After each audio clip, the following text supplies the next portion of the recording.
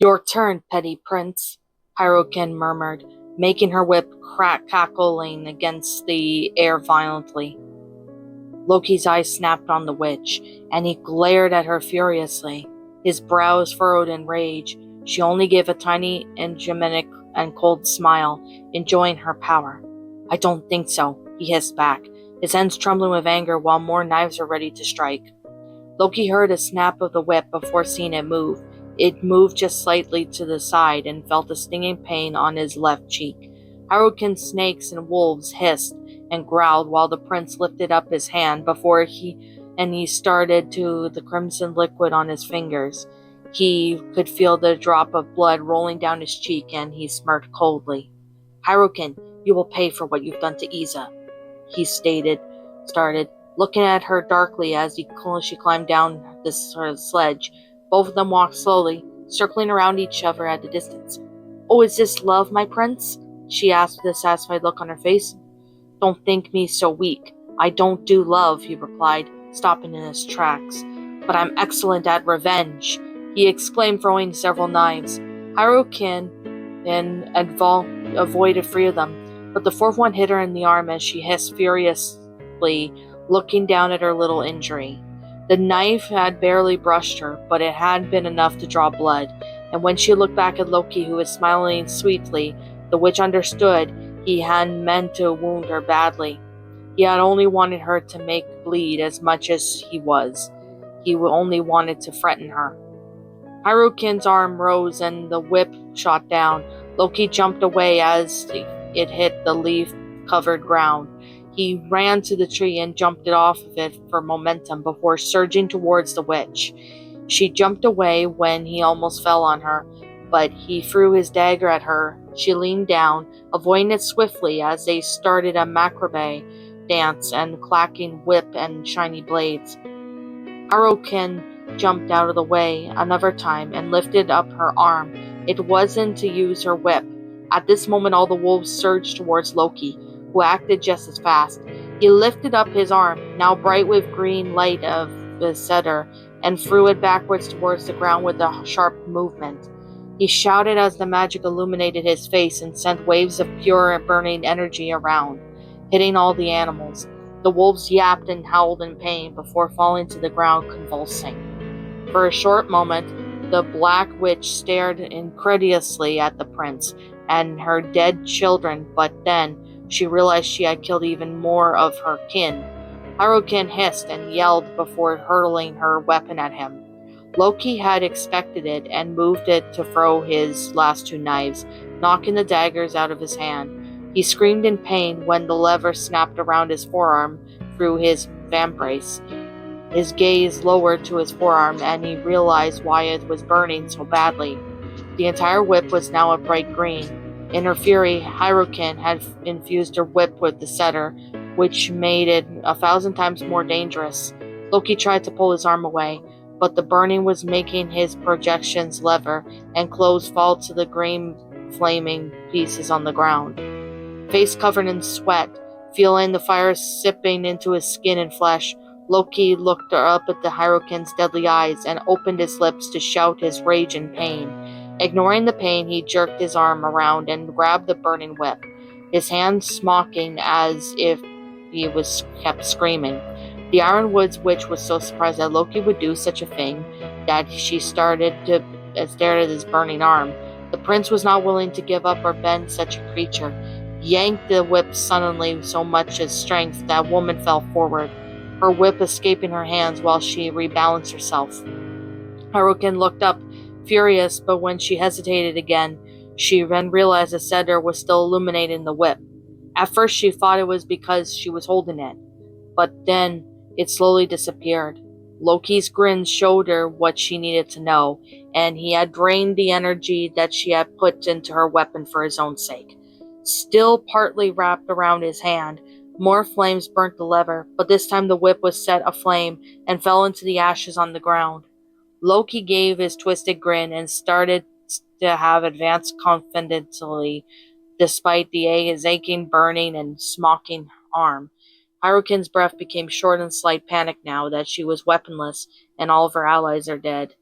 Give up, Harukin, You're no match for me, Loki yelled in a threatening voice as he kept advancing quickly. Realizing too late that she had underestimated him, Hirukin pierced her lips before lifting her upper hands, bright with magic, and thrusting them at him with full force. The god lifted up his own arms to deflect the setter's pure energy away. The surrounding trees were blown away, of what was left of them, burned with the green flames. Loki tried to attack with his own magic, but Hirukin was much faster. She lifted up her own arms over her head, looking dreadful. Suddenly all of Loki's daggers and knives shot up in the air. Harukin gave a sharp twist of her wrists, and the blades turned around, tips towards Loki, and he tried to create a shield for himself he made of the setter, but the weapons darted down towards him. Several hit him, but instead of making him bleed deeply, the daggers penetrated his clothes and pushed him backwards. He was pinned to the ground by his own weapons, air escaping his lungs violently. Loki opened his eyes and saw just one dagger right above his throat, floating in the air as if held by some invisible thread that could break at any moment. Loki stared at the shining tip of the dagger, waiting for it to fall into his throat and kill him, but it didn't. It stayed above his white skin, trembling at the agonizing anticipation of it just to cut his thread of life. Loki didn't dare to breathe while his heart hammered furiously in his chest, his fear of dying taking over every fiber of his body. Loki heard Hirukin's slow steps between the dead leaves and the dead bodies of her wolves. He didn't dare glance at her. He couldn't while pinned to the ground, with a knife above his throat. He knew that she was the one keeping the dagger close enough to end his life by haunting him by waiting too long. She wanted to enjoy killing him. She wanted to see him struggling for air while blood gurgled out of his mouth and throat. Then she appeared in his field of view. Her dark face hovered just above him, admiring the fear shining brightly, and his eyes green as his setter. Don't underestimate me. You think of being killed by your own weapons? Harukin asked almost softly, leaning down towards Loki until her dresses and hair tackled his face. Loki didn't answer, his breath coming to a short pants of panic and fear of being defeated. If he were to try any move, the weapons pinning him down would surely cut every inch of muscle. It wasn't retaining, and the dagger would have dived into his throat. I don't usually get involved with the wars of these useless realms, but I think I will enjoy bringing your dead body pinned to your own daggers to your father and brother, she said, with that with a smile he couldn't explain. Do you really think they'll be pained by your loss? She inquired thoughtfully. His heart started beating hollowly as the Hirukin's question resonated in his mind. He wanted to yell that, of course, and they would be pained to see him dead. But his throat was dry, and it wasn't because of the dagger above Adam's apple. Loki wanted to push away these dark thoughts to the back of his mind, but he was unable to. The Hirukin must have guessed it because her tiny, strange smile twitched appreciatively. Send my regards to the previous intruders in the woods in hell, she murmured, her fingers moving to push the dagger down his throat. Loki stopped breathing, waiting for the pain and death, but suddenly the Hirukin looked up. He was too curious to try not to glance to the side, even if he couldn't move, and the only thing he saw was smoke. A white smoke slowly making its way down towards them, surrounding them slowly. He felt the magic snapping. His daggers were not holding him down anymore, but they were above his throat and wasn't floating anymore either. He just had enough time to roll slightly away before the blade hit the ground. While the god straightened up and moved away from the Hirukin, his daggers falling from his clothes and clicking against each other. Only then did Loki follow the witch's gaze and stared at the white vapor coming out of nowhere, approaching him much faster than the smoke should be able to. When it arrived closer to him, it felt cold, and he reached out curiously with his fingers, sensing tiny icy feelings on his burnt hand. He realized it was mist, but then he heard a creaking sound, and after glancing at a nearby dead wolf, he saw it being suddenly covered in ice until it broke apart. Loki was so shocked that he jumped away from the icy mist, even if he couldn't escape it. From the corner of his eye, he saw the mist slowly covering Iza. His lips opened, but she seemed fine, as if the mist wasn't touching her or hurting her. Some white swirls approached in his foot, and he tried to jerk away, but the mist had already touched his boot. Loki waited for a moment, but no ice formed, so he let the mist move closer to him. Surrounding him, he could feel his cold and humidity, but wasn't turning him into an ice cube like everything else around him, the trunks of the trees, the dead leaves, or the wolves. Only that it was still alive and breathing, wasn't being turned into ice. Loki felt some sort of tingling sensation on his left arm, which had been burnt, lifted away from the mist. The strange fog followed his movements, however, and surrounded his arm almost gently. It pricked his skin a little, but when the mist moved away, swirling around him, his arm was mostly healed. It was still obvious his skin had been burned and skinned off partly from the whip, but it was healing. Loki stared incredulously at the white mist, then his arm, then the mist again, not understanding what was happening. He knew the magical mists of Niflheim and the world of ice, but this strange fog was definitely not from Niflheim. It was something else. He couldn't tell whether or not it was friendly, and he hated his gut-wrenching feeling. He heard movement on his right and remembered the Hyrule. Loki glanced back at her and froze. Not from the cold. He's never been as sensible as the cold of others. It was shocked and incredulity that it made him shiver. The threatening dark figure of Hyrule had gotten up and was staring at the mist with eyes widened in terror. She was stepping back frantically, trying to escape the touch of the mist. She shook her head and lifted up her hands, not in defense or attack, but as if she were begging. "Mistress," she breathed, looking all around at the mist closing onto her. Loki's jaw dropped and his eyes widened at the mention of Hyrule's mistress. She said it was a powerful sorceress, the most powerful of all Heather. "Mistress, please," Hyrule exclaimed, looking frightened by the bones of this mist. Then she started screaming, her head jerking backwards in pain as she barely managed to stay on her feet. Loki saw the frost starting to cover her legs at the hem of her dress, going as high as her thighs, freezing her like a macrame, her ice statue. "Mistress, please," she shouted with a breaking voice. I'm sorry. I'll spare him, I swear. I'll spare him," she yelled. Loki stared at the vision in front of him of his enemy, just a few moments ago, begging for mercy from the ice mist that was killing her because she had attacked him. He wondered for a moment why the mist, or the header of the Hyrule's words, were true and Golvag had survived, but they had the thirst for revenge, would want him to be spared. But then he saw the frost slowing down. It stopped at Hyrule's waist level, and for a moment, everyone held their breath. "I'll spare him, I swear," Hyrule breathed in a voice so low and shaky, it was barely audible. Nothing changed, and then the frost started to recede, the dark witch beneath in relief, still glancing down with the panicked gaze of the mist. Once all the ice left her legs, she fell on her knees, giving a hissing scream of pain, mourning pain at the loss of her children now in the hands of a man she couldn't even kill. Then the mist turned its attention towards Loki, whirling around him. He jerked away once again, though he was already sitting in the mist. He swallowed when the swirls approached him, and slowly formed a figure. He remained still as a silhouette of kneeling woman seemed to appear, made of the mist itself, staring straight into his eyes. He couldn't see the person's eyes, but they were so piercing cold and threatening that he felt his blood run cold from fear. The mist was milky white, but the silhouette was staring at him in a frightening, twisted curiosity seemed much darker.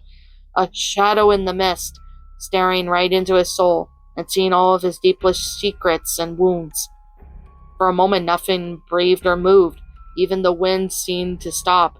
Time was going slowly, as if slowed down by some old and powerful magic. Then the shadow in the mist lifted up its foggy arm, and long, milky white fingers brushed Loki's cheek and chin, lifting it up just slightly with an icy touch. When the arm and hand had turned into a powerful floating mist once again, Loki couldn't see the features of the shadow. He could barely make a face and hair, but he felt smiling in a cold, satisfied before the fog started to collapse on itself from a light breeze of wind. Time started to tick again, just like Loki's heart that was suddenly overwhelming him with its very loud and heavy breathing. The mist slowly started to fade away, lingering just a little, just like this frightening, cold, and powerful presence. On his right, Loki saw Hyrule slowly rising to her feet. She looked down at him with a frightening look, still furious about her loss. But after this encounter with the shadow in the mist, she wasn't as scary as she used to be. She was herself, way too panicked to appear truly threatening. "I'll spare you, Loki Oldison," she spat angrily, her eyes terrorized. "But be warned, do not step into my woods again. I won't be as merciful as second time," she exclaimed coldly. Hurricane turned on her heels and jumped into the sledge. Loki had barely had time to hear the hissing of her snakes, and her hellish horse neighed and surged away. She disappeared almost immediately behind a few trees, and after glancing around, Loki realized the forest was back to normal. No more iron woods, no more illusion, no more icy mist. His thoughts were cut short by Iza, who moaned lightly as he immediately went over, wavering her trembling legs after so much magic against a hurricane. If it was to be spared at the end, he wouldn't have been bothered fighting so viciously to begin with. He put his hands on his knees, shaking for a moment to breathe deeply.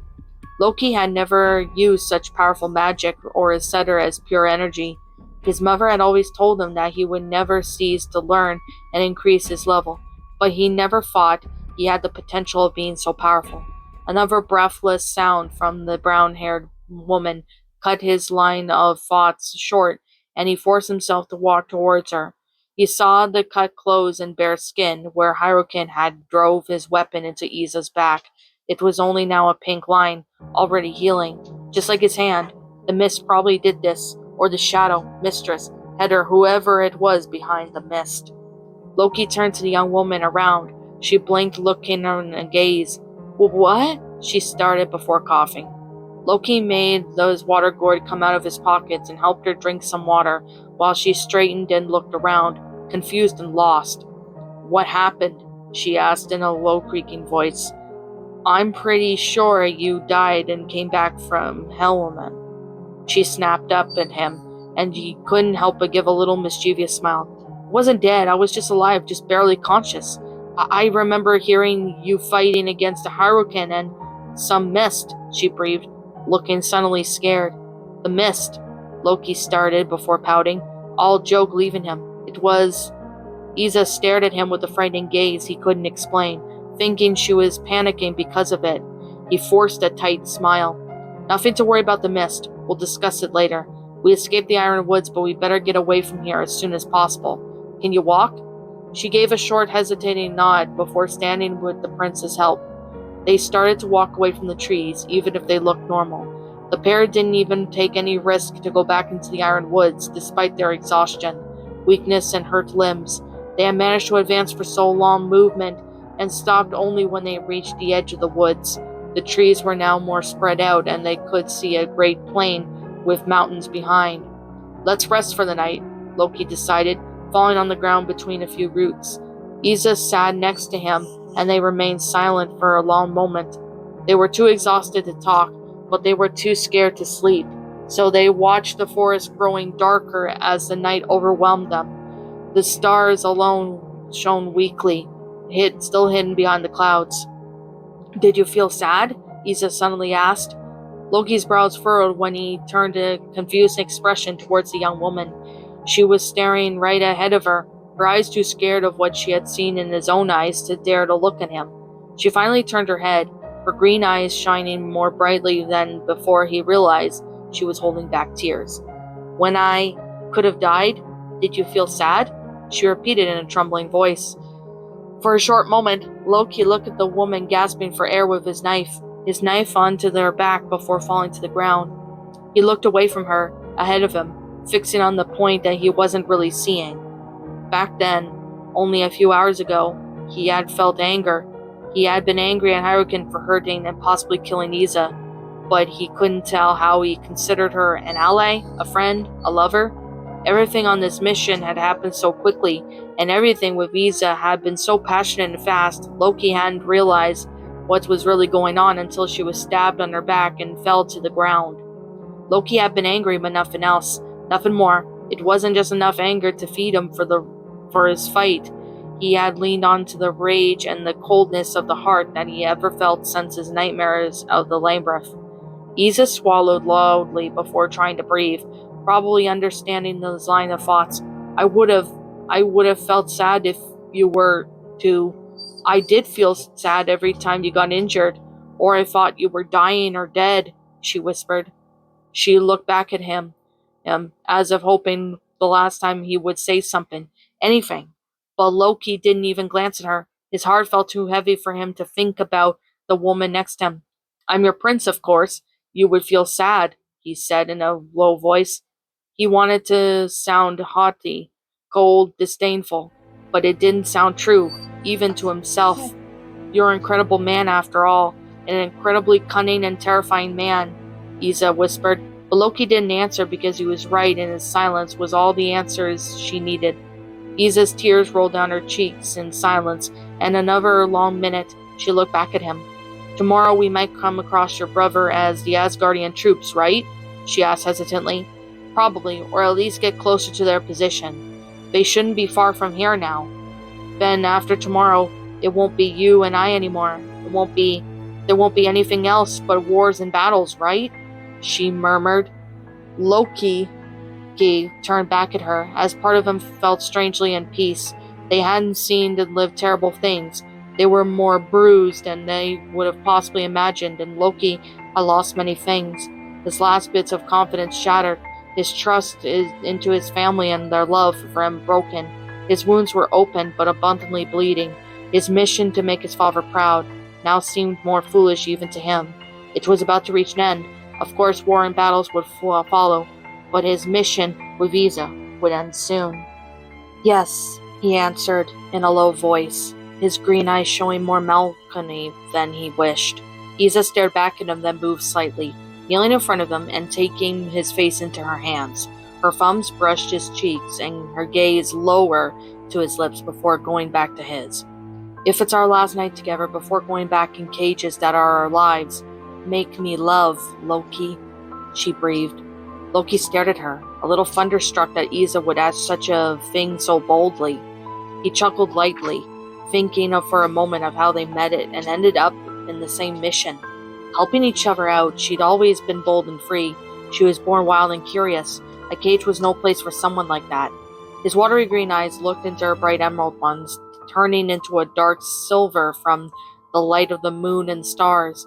There was a glint in her eyes that made him even know that he'd regret it. He would follow her anywhere, at least till morning came. His hands grabbed her face and pulled her down for a slow, passionate kiss. Isa kissed him back, drawing closer as Loki wrapped his strong arms around her waist, keeping her close to him.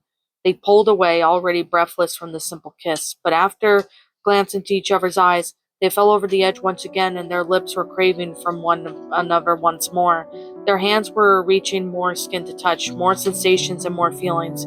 If it was their last night of freedom, they would make most of it. The stars didn't seem bright that night, even though Norn's threads were all finally drawing to their end. Their tapestry would soon be revealed, even though a branch in the entire tree fate had been seen. Loki woke up startled by some noise, but only the sound he could hear was the hammering of his heart in his chest. He forced himself to calm down before realizing the sky was light purple. The sun would soon rise. Knowing that he wouldn't be able to fall asleep again, Loki reached for his clothes and dressed himself, glancing at Isa as she quickly moaned and slowly woke up. She glanced up at him and then at the sky. They both ignored the veil of sadness that fell on their faces as she grabbed her clothes and dressed herself. We should wait for the sun to rise. There are still night creatures that might still be dangerous, Isa said in a low voice. Loki nodded and they waited in silence, staring at the sunrise despite the little clouds in the sky. The light purple sun turned into a blue so light it was almost white before taking pink shades. Ah, the morning birds are chirping, Isa noticed with a smile. She opened her lips to say something once again, but Loki raised his hand, brow furrowed, shutting her up. Shh, listen. They remained silent while the sky's pink shades turned to red. Loki wasn't looking at the sky anymore. He grinned and got up suddenly, looking over the plains and seeing the Asgardian troops, shining their golden armor. Loki's heart skipped faster as he saw his brother, even from the distance, so majestic, and his bright cape flying in his back. He riding his favorite battle horse. Thor, he whispered loudly. Hurry, Isa, we need to join them quickly. Loki felt a sharp pain between his shoulder blades, gasping at the sensation of the cold blade in his flesh. For a moment he couldn't bear anything at all. No birds, no wind, no troops advancing, not even his heart. His legs gave out and he fell on his knees. Black and white dots, points danced in front of his eyes before darkness fell upon him. What's up, my pretties? It's the Lion Queen here. I want to appreciate you all for tuning into this video, and I do appreciate you guys supporting my video by giving this video likes and stuff. If you really enjoyed this video, be sure to leave a like, comment and subscribe if you're new, ring the bell for notifications to when I upload so that way you guys will get updated for whenever I upload. If you want to follow me on Twitter or DeviantArt, feel free to leave a follow on those if you are interested in following me on those socials. If you want to support my backup channel, known as Ms. Dark Shigo, feel free to subscribe to it, as a link to that will also be in the About page section. And with that being said, and that being the case, thank you so much for watching, my pretties, and as always, stay pretty.